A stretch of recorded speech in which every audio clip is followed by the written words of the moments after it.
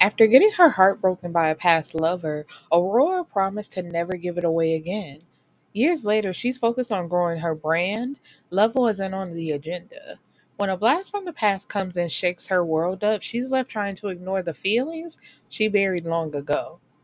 Not only is there a battle between her heart and mind, but she's dealing with a terminal illness in her family too.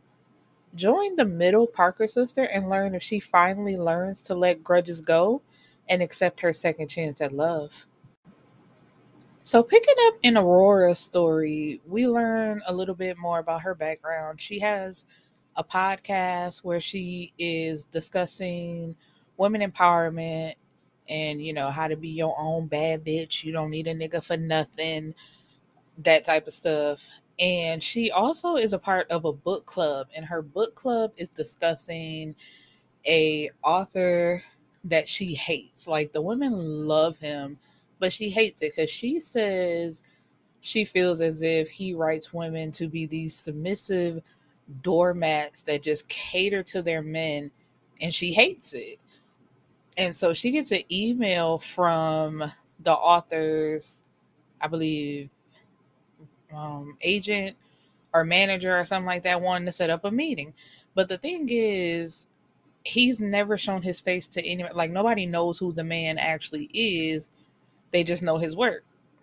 So that was interesting to her. So she's like preparing herself for that because he wants to come on for an interview, and having to deal with the fact that she just ran into her boyfriend from college who showed up and ruined her birthday party. And so come to find out, before she knows it, but we get a point of view from the ex Zion, who is the author. That's his what is it? Is it pseudonym? Like their his pen name, whatever. So he shows up at the coffee shop where she is, and she's like, please, why? Like, I haven't seen you in years. Why all of a sudden do you keep popping up everywhere I am? And he's like, you're here to meet, I believe it's Jay Elliott. I keep forgetting. And she's like, how do you know that? And basically, he's like, surprise, Shawty. It's me. It's me, baby. And she's like, ain't no way, ain't no fucking way. I don't want the interview. I want you out of my life. Please leave me alone. And he's trying to have a conversation with her because he's determined not to let her run away like how she did all those years before. Like he wants to clear up the situation that happened between them. And the situation is, she walked in on him having sex, or just having had sex, with her former best friend. And so, she was hurt by two people that were supposed to be really close to her. And he's swearing it didn't happen like that, but she don't want to hear. She's like, you still lying all these years later, let it go.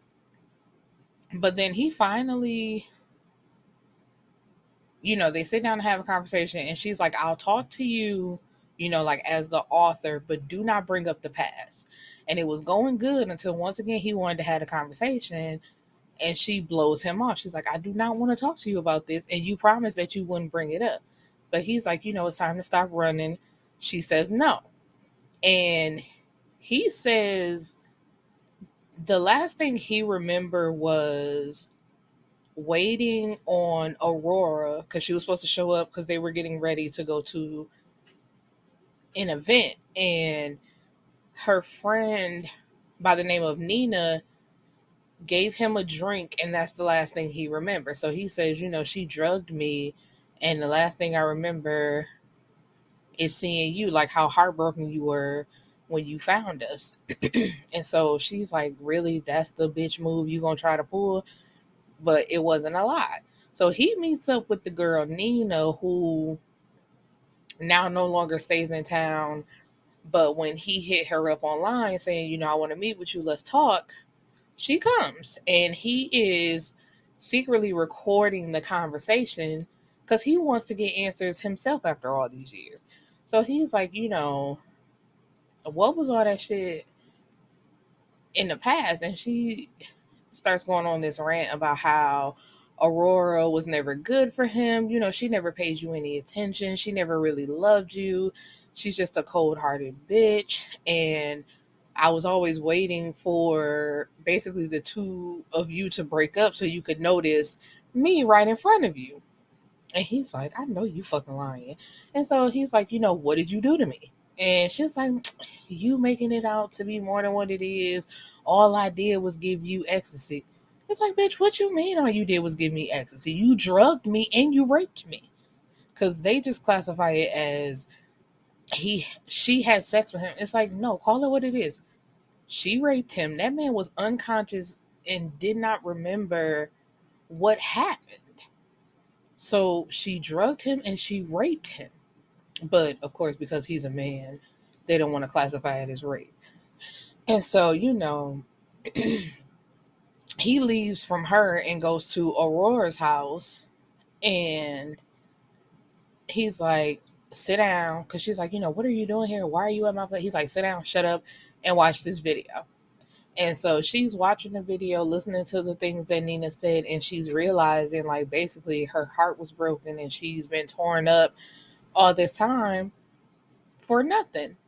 And so she apologizes to him. They make up, and he's like, I've loved you all this time. Like, I've never stopped thinking about you. I've always, been pining after you. You were the woman I was going to marry. And they make up. Because she realizes that she's been mad all this time for nothing, and all he been wanting his woman back anyway, so he wasn't gonna waste any more time. So they are in the midst of building up their relationship, getting it back on track. And when she starts bringing him around the family, at first her daddy was mad because he's like, what is he doing here?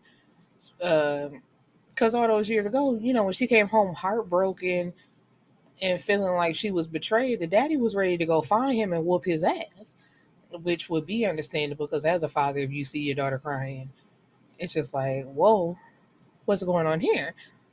But so he's kind of cold to Zion, who brings flowers for their mother, because of course she's sick.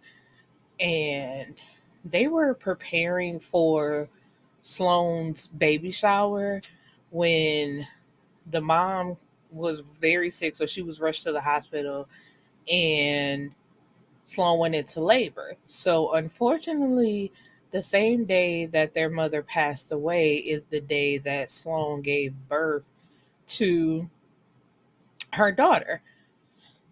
And so it's like a week later, they have the funeral, and it was like they had the funeral, and it seems as if everybody thought Gianna was gonna be the one to fall apart because they never told Gianna, like, the doctor had updated the mom's diagnosis and told them, like, it's not looking good. She don't have too much longer to live. But nobody told Gianna that because it's like she's the youngest, she's the baby, she's forever storming off. She don't handle these type of situations well, so they didn't tell her. But when the mom actually did pass away, it seemed like Gianna was handling it the best, and Aurora just shut down and basically threw herself into her work, and nobody can get in contact with Sloane. It's like her husband had to force her to go to the funeral, and since then she's been at home. She don't want to talk about it, nothing like that. And so Zion, after some time, he's like, it's been, I think it was 2 weeks. It was either a week or 2 weeks. He's like, and you just going on about your life. Like, I ain't seen you cry. I ain't seen you break down. You trying to bottle up all these emotions, and that's not good for you. And so she goes back to that video that he took getting Nina to confess what she did to him. And she's like, maybe Nina was right. And he's like, what is you talking about? Like, what the fuck? What that's supposed to mean? And she's like, maybe Nina was right. Maybe I am cold hearted. you know, maybe I do walk all over you. Like, maybe we ain't meant to be together. And at first, he tries to ignore it because it's like, I know you hurting, but you should really talk about this and I'm going to be here for you. And she pushes him away. And so he's like, okay, if that's how it's going to be, I'm going to leave. And he was like, he tells her again, he was like, you're the woman that I want to marry. I had planned on proposing to you around that time, like when that situation happened. But if you feel as if you don't want to be with me, I'm not going to force you. And he had just, like, Zion just bought a house. It was like a 4-bedroom because he plans on having a family eventually. But right now it's just him. But he had packed two weeks of clothing because he planned to be there for her. So he packs up all his stuff. And earlier, I forgot, when they first met up at that coffee shop and she realized he was the author and all that type of stuff, she dropped her journal. And he had contacted her saying, hey, I got your journal. And she'd been trying to get it back from him, but he never brought it. So he had it in his bag to give to her. And so he just sets it on the bed and he walks out. And so he's going to talk to his dad because he has 2 younger siblings who are twins and their parents are separated. And the dad calls them over to his house because he's like, I met a new lady. I like her. I'm thinking about marrying her. And that's the one thing I do not like that. I'm so sorry. Because it's just like, she ain't got to come around all the time. But why would you just spring marriage on your kids like that? Like, I think I found somebody. Like, I got a new love interest and I think I'm going to marry her. Like, wait, what? We don't even know this woman's name. But then the doorbell rings and he's like, oh, that's her right there. And so she's coming in, introducing herself. They're having a nice conversation. It is what it is. Now, the one thing I will say that I did not like, Zion and his dad was having a conversation and Zion was telling his dad about what's going on with Aurora. And then she comes over and says, I don't mean to interrupt, but you have to do that, that, that, that. It's like, you don't, and I understand he was trying to be respectful, but I'm like, you don't know me and you don't know my woman, so you cannot be giving me advice on somebody you know nothing about. And because she's trying to tell him, you have to do this and this and this, but Zion is not the one that's in the wrong here. So no, he don't. And that's another thing I didn't like. I felt like he was always the one running after her and feeling like he has to lay at her feet to get her to open up. And so, it's been a couple weeks. They haven't talked and he's not going to. Because it's just like, you're the one who said you don't want to be with me and I'm not going to try to force myself on you either. And I made a TikTok about this because I was pissed. Because Aurora, I just wanted to strangle her. Because she's sitting at home now in her feelings like, I didn't have to say what I said. I didn't have to let him leave. All this type of stuff. And then she says, what did she say? Something like, I know I pushed him away, but he could call to check on me. No, the fuck he couldn't. Because when he was calling, trying to check on, well, not even calling, he was there in person trying to comfort you. You talked crazy to that man and pushed him out your house. So why would he call to check on you? Like, I'm like, no. And Aurora, that was another thing that I really wanted to mention because she loved to get on Gianna and tell Gianna how she's too spoiled and she needs to think about other people. Aurora was also spoiled. And nobody ever told her about herself. They called her the strong one, and I don't want to say nothing, but in the way she's described, that's not strong. Aurora is just stubborn and bullheaded. But she was almost worse than Gianna to me. She just liked to call everybody out, and then when somebody do it to her, she couldn't handle it. And that's what got on my nerves. It's like, you love to talk about your sisters, tell them what they need to do, what they should be doing, giving advice to other women, and telling them how they need to handle situations. But when somebody try to give you a reality check, oh, you don't want to hear that. And so she also had a new friend. I believe her name was Yasmin, who, she was trying to get close to her and be a friend to her, but because she had been burned by Nina, she was really giving that woman a cold shoulder. And it was kind of upsetting, to read, because it's just like, baby, not everybody gonna do you like that last friend did, but she also hasn't had any friends really since that relationship. So it's like, because she lost her friend and her man, she hasn't really had too much of either type of relationship since that happened. And so, what is it? Oh, one day they at the mall and they see Nina. Now Gianna, oh, I forgot. At one point, Xavier took Gianna away for a trip. I believe they went to, I forgot, but they went out the country. So, just so he can get her mind off the fact that she lost her mom. And she was like, I cried during the trip, but he was right there with me to comfort me while still, showing her a good time. And at one point, because everybody had been doing their own thing, and they all come together, and because what was it? Sloan, like I said, Sloan hadn't been leaving her house. And she said something like, "Oh, I'm sorry. I didn't leave out the country and just forget about it. And then Aurora, you weren't, trying to talk about it. You just threw yourself into work." And Gianna was like, "Don't do that." And I was on her side, like, don't try to throw in my face the fact that my man did something nice for me to try to help me cope, as if I didn't feel a way about my mother dying. Like, she's our mother. Of course I was upset about it.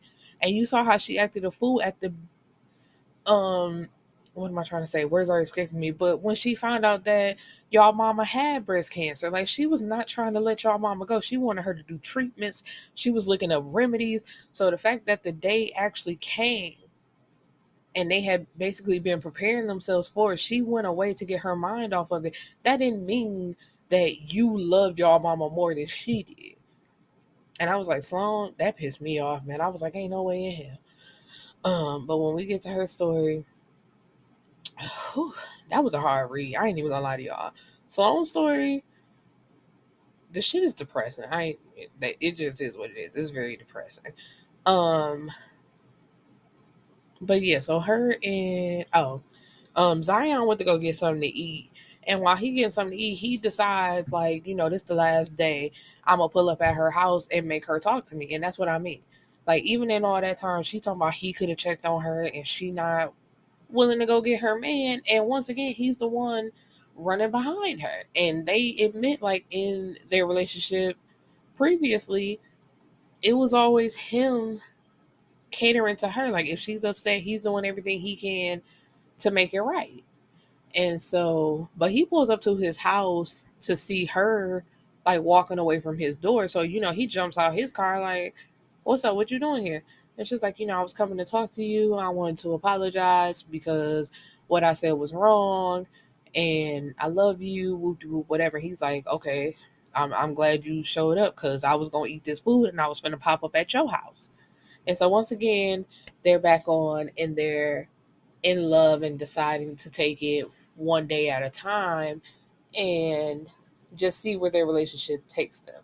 So, we have Sloan married with her husband and her newborn baby, then Aurora and Zion and Gianna and Xavier still making it work, and their daddy trying to do the best he can with what he got. And so that is the end of this book. And then in the next episode, we're going to jump into the final book, which is Sloan's story. And I'll see you next episode, my beautiful people.